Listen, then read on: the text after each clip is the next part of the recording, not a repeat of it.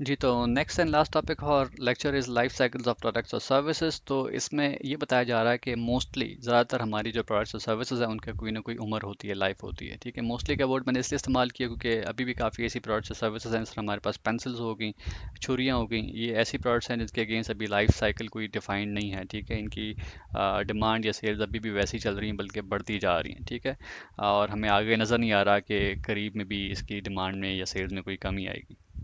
ठीक है, तो बहल बाकी प्रोडक्ट्स के लिए जो कि मोस्टली हम इंट्रोड्यूस कराते हैं मार्केट में, उसकी स्टेजेस होती हैं। ठीक है, 4 स्टेजेस हैं डिफरेंट: इंट्रोडक्शन, ग्रोथ, मैच्योरिटी और डिक्लाइन। ठीक है, हम दो एक्सेस, एक हमारा एक्सेस होगा सेल्स और डिमांड का, इसके अगेंस्ट देख रहे होंगे, एक हमारे पास टाइम का एक्सेस है, इसके अगेंस्ट देख रहे होंगे इन तमाम स्टेजेस को। तो पहला हमारे पास है इंट्रोडक्शन का स्टेज। ठीक है, यहाँ पर आपकी कंपनी ने एक प्रोडक्ट जो है वो बना ली है और उसको मार्केट में इंट्रोड्यूस करा लिया। अब लोगों को इतना उसका पता नहीं है, ना इतना लोगों ने इस्तेमाल करके एक दूसरे को भी बताया है। ठीक है, इवन जो हल्के फुल्के यूज़ कर रहे हैं उनको थोड़े मसले मसाइल भी पेश आ सकते हैं। ठीक है, क्योंकि शुरू में प्रोडक्ट में कुछ बग्स हो सकते हैं, कुछ इंप्रूवमेंट एरियाज हो सकते हैं जो कि वक्त के साथ साथ आप चाहेंगे कि वो ठीक हों, कुछ कंप्लेंट्स आ रही होंगी, कुछ फीडबैक आ रहा होगा। तो अगेन सेल्स या डिमांड अभी इतनी नहीं है आपकी प्रोडक्ट की इस स्टेज पर इंट्रोडक्शन में, क्योंकि मार्केट के अंदर अभी आपने नहीं इंट्रोड्यूस किया। आपको कॉस्ट ज़्यादा चार्ज हो रही है उसकी प्रोडक्शन की, क्योंकि आप जितनी बना पा रहे हो उतनी उस तरीके से वो बिक नहीं रही। ठीक है ना, आपको इतना मुनाफा आ रहा है। बहरहाल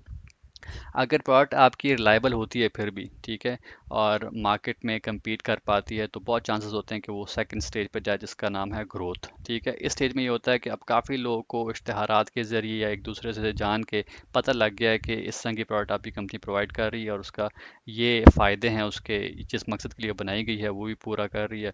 यहाँ पर आपकी ये कि सेल्स भी बढ़ना शुरू हो जाते हैं, आपकी प्रोडक्शन की कॉस्ट कम हो जाती है। ठीक है, आपको जो मसले मसाइल शुरू में आ रहे थे इस प्रोडक्ट के इंट्रोडक्शन स्टेज में, वो आपको कंप्लेंट्स के थ्रू पता लग गया, आपने वो फिक्स भी कर लिए। ठीक है, तो वो मसले मसाइल भी हल हो गए। यहाँ पर अब आप मुनाफा कमाने लग गए हैं। ठीक है, तो इसके बाद एक तीसरी स्टेज आती है मैच्योरिटी की।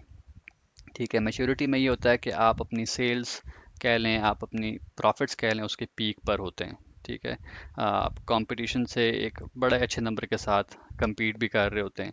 तो यहाँ पर अब ज़रूरत यह है, क्योंकि एक स्टेज ऐसी आती है कि एक सेचुरेशन से आ जाती है।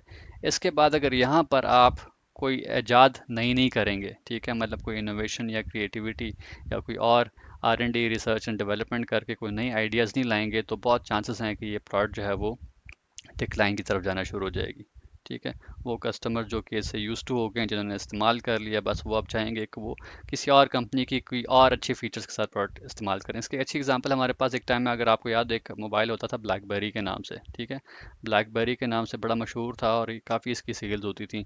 उनके पास भी एक ऐसे स्टेज आई कि ये स्टेज पर जब वो पहुंचे, तो बजाय से कि वो जो वक्त नया आया जिसमें ऐसे मोबाइल फ़ोन्स आना शुरू हो गए जो टच स्क्रीन वाले थे। ठीक है, स्मार्टफोन्स थे, उस पे स्विच करते ही ये लोग स्विच नहीं किया इन्होंने, और उसी टेक्नोलॉजी को लेके चले। तो वहाँ पर फिर हमारे पास सैमसंग और हमारे पास iOS, जो एंड्रॉयड के अलावा आईफोन की कंपनीज जो हैं आई, उन्होंने जो है मार्केट को कैप्चर किया, तो उसकी सेल्स ओवरऑल डिक्लाइन की तरफ की। तो ये आर ओवरऑल दी 4 स्टेजेस। ठीक है, तो उम्मीद है आपको आज का लेक्चर आपको पसंद आया होगा। इसके अगेंस्ट फीडबैक लाजमन दीजिएगा। आपके साथ फिर मुलाकात होती है नेक्स्ट लेक्चर में। Thank you for watching this video.